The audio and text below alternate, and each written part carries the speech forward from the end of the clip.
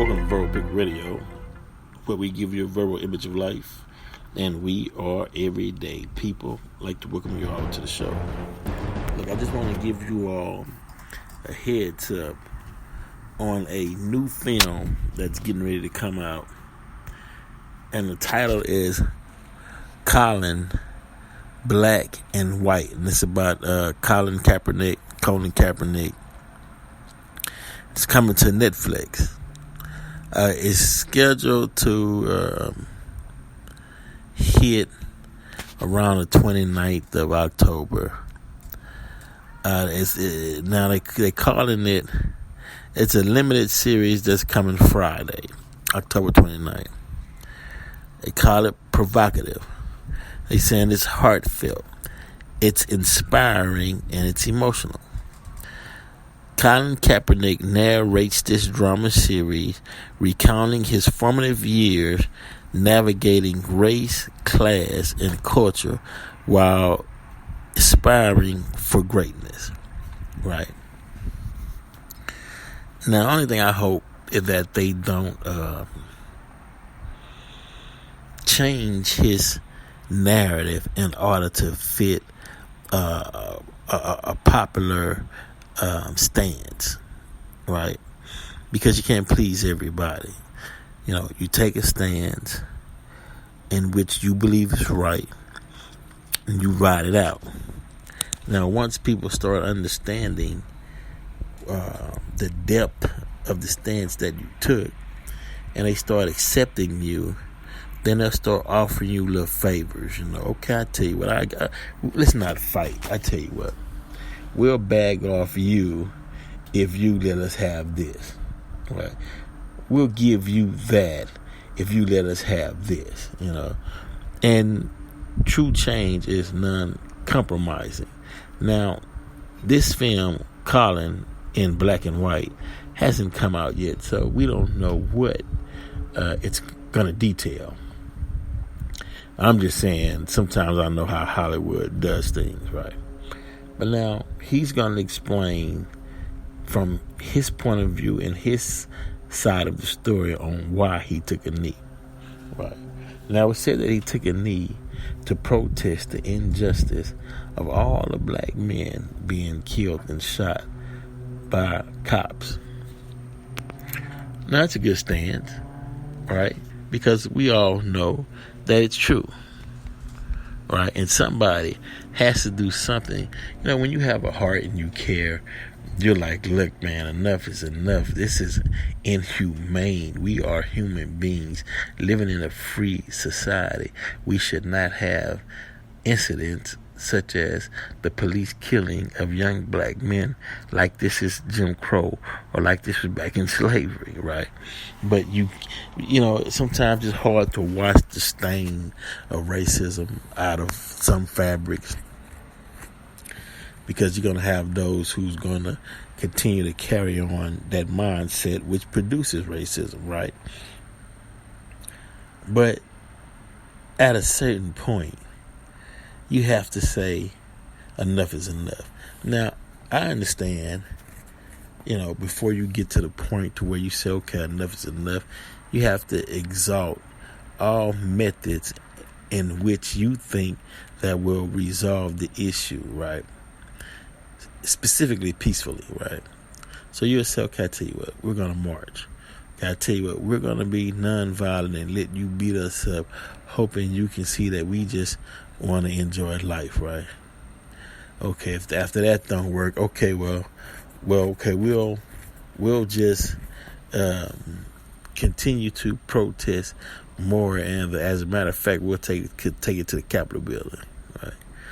Okay, if that don't work, okay, I tell you what, we'll just go crazy and start just tearing up things and burning up things and busting out windows and kicking ass, right? Maybe that'll stop it. And if that don't work, the last step is, you know what, we tried everything, let's just separate. Go, those who have like minds and want to build something for ourselves, let's go do that and just get the hell out, right? You know. But hopefully, I mean, look at what Dave Chappelle is going through. Dave Chappelle said, look, I don't have a problem sitting down with the trans community, but it'll be a time and a place of my choosing. You don't demand me to go nowhere, and I don't bend to nobody. I don't have to, right? And, because, look, you don't put demands on people to say, hey, I don't like what you said, and you better do this or do that, as if you saying, look here, boy, you better know your place or we'll come after you. It's like, look, dude, nobody's afraid. The times has changed. It's like, yeah, whatever. Matter of fact, if you keep talking, we'll come after you. It's crazy. And so dialogue is very important to where we can sit back and hear each other's viewpoint without a preconceived notion on how we think things should be and how we think things better work out in our favor. Meaning we're listening, but really we waiting for an opportunity to display how we want things to come out without bargaining and say, okay, yeah, you got a point here, right? Meaning listening with an open mind. That's the only thing. That's the only way you'll get things accomplished. If not, when you have closed minds, it just becomes just rhetoric and talk. And then after that, you go back to doing what you were doing previously before you even had the dialogue. And at the end of the day, you realize, man, you know what? This is a waste of time. Because they're going to stick to their guns and believe the way that they believe. And this side, they're going to stick to their guns and believe in what they're going to believe. So the best bet is don't go. Look, if you are upset at Dave Chappelle, then don't attend his events. Don't watch his show on Netflix. Just tune it out and don't support. Same with black people. If you're upset with the way things are, then don't get involved. Don't give them your attention. Don't give them your time. Work on something that's beneficial for us in this bill. Let's leave it at that. As I told you all, this past Saturday I went to an anti-violence rally, and people in the community are fed up with the violence, and they're doing something about it. Matter of fact, I want to give a warning out to those that's committing black on black crimes on one another, and including innocent black people who don't have anything to do with the streets, don't have anything to do with gangs, and they're getting robbed.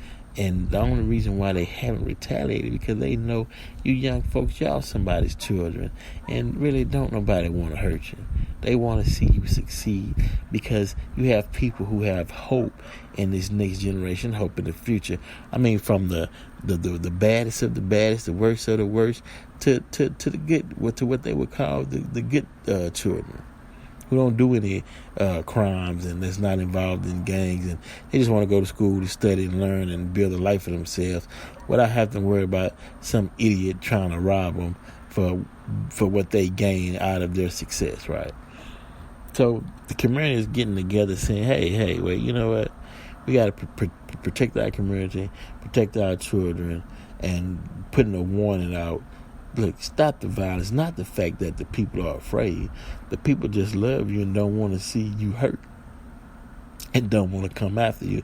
So they're giving you time, hoping you can display that same love for your community as your community is showing for you. But after a while, they'll be like, okay, you know what, enough is enough. Let's start snatching their ass up and let's go on and end this violence and this crime within our community. But before things like that happen, we know you got to have meetings.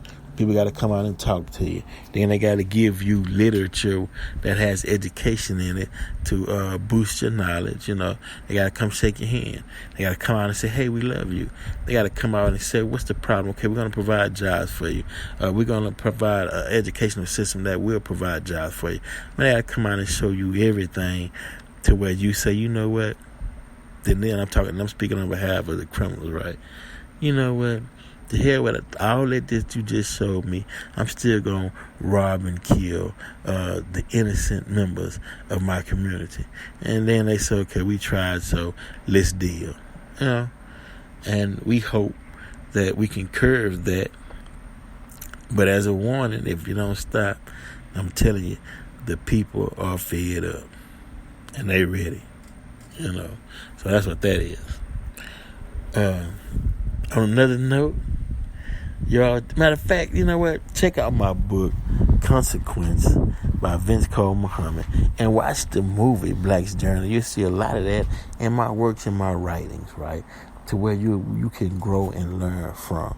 And continue to listen to Verbal Prick Radio, and check us out on YouTube, Instagram, right? And it's definitely going down. Oh, yeah, and also we have Kate Reno will be live 17802 West Little York at Island Spice Bar and Grill, November 13th. Doors open at 8 p.m. Along with a viewing of the movie Black's Journey.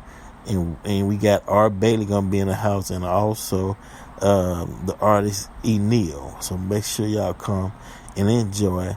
And also a Langham Creek all classes mixer, where those who went to Langham Creek can come and chop it up and do business with each other. Verbal Prick Radio, we're out.